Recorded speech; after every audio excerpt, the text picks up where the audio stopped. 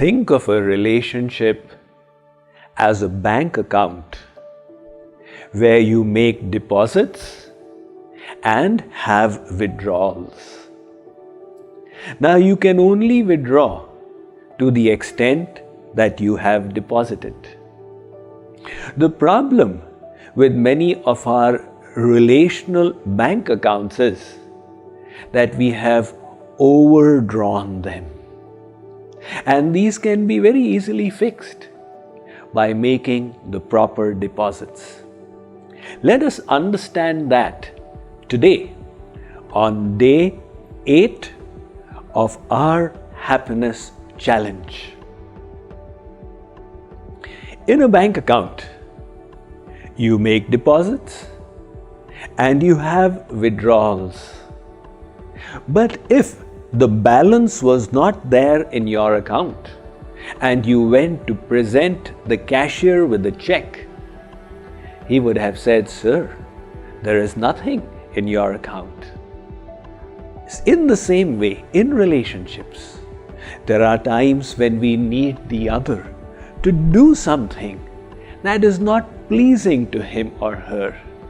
Or there are times when we need to tell the other off or even scold the person to correct his or her behavior. All this is a withdrawal. In order to be able to withdraw, we need to ensure that we have made sufficient deposits. All the help, all the service, all the affection we offer is all a deposit. Don't you think that very often we tend to start taking relationships for granted after some time and forget to make the required deposits? One newly married husband and wife were taking a walk on the street when the husband swiftly pulled his wife to the side. She said, "What is the matter?" He said, "Darling, there was a dirty puddle of water in front." 5 years later, they were again walking on the street, and the husband, on seeing the puddle, said to his wife, "Be careful, don't let your feet get wet, there's water ahead." Another 5 years later, the husband and wife were walking, and on seeing the dirty puddle, the husband scolded, "Are you blind? Can't you see the water ahead? Move to the side." What had happened? He had taken his wife's relationship for granted. He was forgetting that for that relationship to work, he had to keep making deposits of affection, of support, of love, of service, and of sacrifice. Who doesn't respond to these investments? One man opened his main door in the morning, and the neighboring dog he found was carrying his newspaper in the mouth and had brought it to him. He was touched by the dog's service. He brought a biscuit from the kitchen and offered it to the dog. The next morning, when he opened his main door, he found that the neighbor's dog had brought 8 newspapers from the entire neighborhood to his door. The dog had responded to the affection this man had offered to it. Everybody responds to affection. That is the way people respond to the support and deposits we make for them. Now, the homework for today is to analyze in the relationships with your near and dear ones. Are your bank accounts relational deposit accounts with them overdrawn? Is that the reason why the other's behavior has become abrasive? When was the last time you complimented your wife or your husband for their looks? When was the last time you appreciated your family member? Let's take this as our homework for today, to contemplate about the bank accounts of our relationships and to ponder over how we can enhance the deposits we make in them to ensure that these relationships become more positive.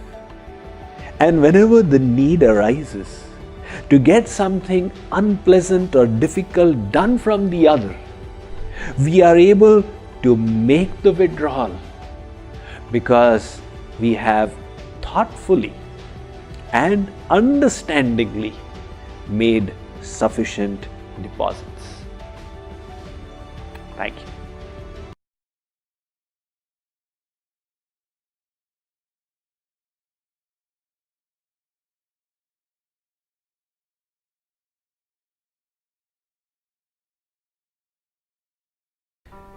Life always presents us with a variety of options from which we can choose. If we make the right choices, it leads to success, fulfillment, and happiness. The wrong choices lead to misery, failure, and gloom.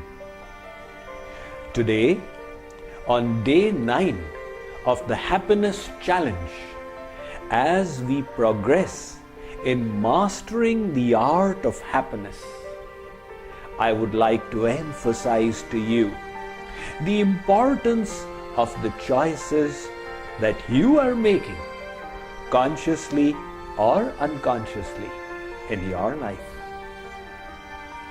A few hundred years ago, in India, lived a saint called Swami Tulsidas. He is famous today as the writer of the Hindi Ramayana. However, in his youth, he was not saintly at all. In fact, he was quite a Casanova. He was so infatuated by his wife that one night his wife had gone to live with her parents. When Tulsidas realized he just could not stay without her, he started off to meet her. But since it was a stormy night, there was no boat willing to take him across. He found a log that he held on to and swam across, and then found a rope hanging from the wall, which he grabbed and climbed up to jump through the window into his wife's room. He thought his wife would be pleased to meet him, but she was aghast. She scolded him for doing such a nasty thing. She said, "In your infatuation for me, you did not realize that was a dead body which you mistook for a log, and that was a snake that you assumed to be a rope. The amount of love that you have for me," she said, "if you had a fraction of it for the Supreme Lord Sri Ram, you would have achieved God realization by now." That scolding Tulsidas received from his wife was a wake-up call for him. At that moment, he decided, no more. I will no longer allow my mind to remain in this degraded state. He decided to take action. He turned around, engaged in spiritual practice and devotion, and transformed himself to the great Goswami Tulsidas. That one choice he made on that particular night had such a big impact on his life. Think about your own life, where you were 15 years ago, and then you made choices to either study engineering or medicine or accountancy or law, to get married or not to get married. And these choices brought you today to the station in which you find yourself in life. Today as well, you and I have choices that we can make. Some of these choices will be reversible. Some will not be reversible. The comedian Jerry Lewis, he shared that when he used to become frustrated with his marriage, he would take the movie of his marriage and play it in reverse. When he would see himself getting out of marriage, he would feel liberated. He realized this was a choice he had made from which it was not easy to extract himself. Nevertheless, he chose to laugh at his situation. He could have chosen differently, to explain to his wife, to fight with her, or to file for divorce. So in the same way, the choices that we make have short-term or long-term consequences. Will today be the day when you will decide to choose wisely and transform your life like Tulsidas did? You may say, Swamiji, is life transformation so easy that it's the consequence of a single choice? Absolutely not. Alongside with the choice is the intensity of the decision. There is one decision a person makes to give up smoking and then starts again at night. And there was one decision that Mahatma Gandhi made when in South Africa he was subjected to racial discrimination, and he decided no more. That committed choice of his, no compromise, enabled him to inspire a huge freedom struggle that throughout the British Empire from India, without the help of violence. So, it is not only the choices we make, but also the commitment to these choices that enables us to make our life either more degraded or holy, sublime, noble, and happier. I would like to suggest for you today, as you go through your day and night, to ponder over the options you have. What could I think here? What could I do here? And to become more aware of the choices you are making.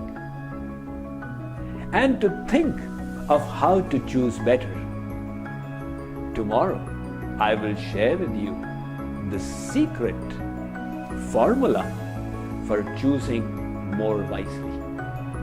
Thank you. In the journey of life as well, the takeoff, which is our birth, is completely beyond our control. We didn't choose our parents.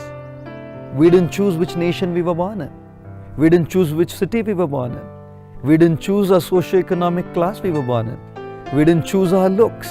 We didn't choose the religion we were born in. Our takeoff of the journey of life was completely beyond us. And the landing, death, even that will be completely beyond us. I've heard many times people telling me that they would just love to die by getting a massive heart attack and dropping dead. No trouble for them, no hospitalization, no tubes, no needles, no trouble caused to others. In one shot, go. Now, no matter how much we might wish that, it's just beyond us. How we go and how the landing happens is completely beyond us. And what about the turbulence, the disturbances, the problems during the journey of our life? Some of them are within our control, which we can solve. But many problems and issues and the turbulence caused is completely beyond our control, because it's caused by situations which are beyond us. It's caused by people who are beyond us. Yes, ladies and gentlemen, in this journey of life, the takeoff, the landing and the turbulence is not in our control. What is in our control, however, is the choices we can make. And therefore, spirituality is about learning how to make those right choices. When we learn to make those right choices, we learn to live a transformed, happy, fulfilled life despite all the turbulence and problems that are going on around us.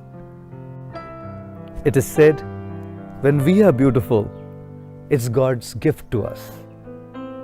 When we live our life beautiful, it is our gift to God. Therefore, being a male is a matter of birth. Being a man is a matter of age.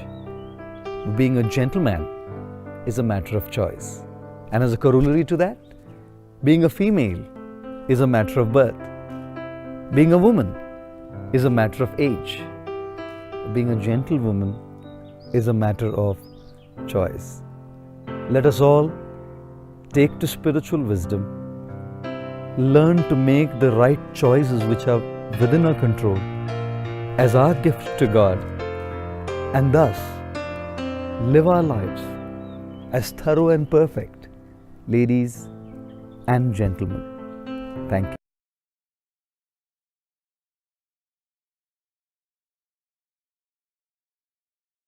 Many years ago, I was traveling by an Indian bus, and a poor beggar man was sitting by my side.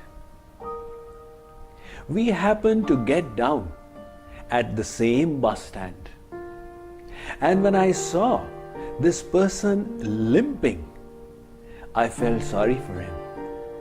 I looked down at his feet and discovered that he was wearing a high-heeled sandal on one foot and the other foot was bare.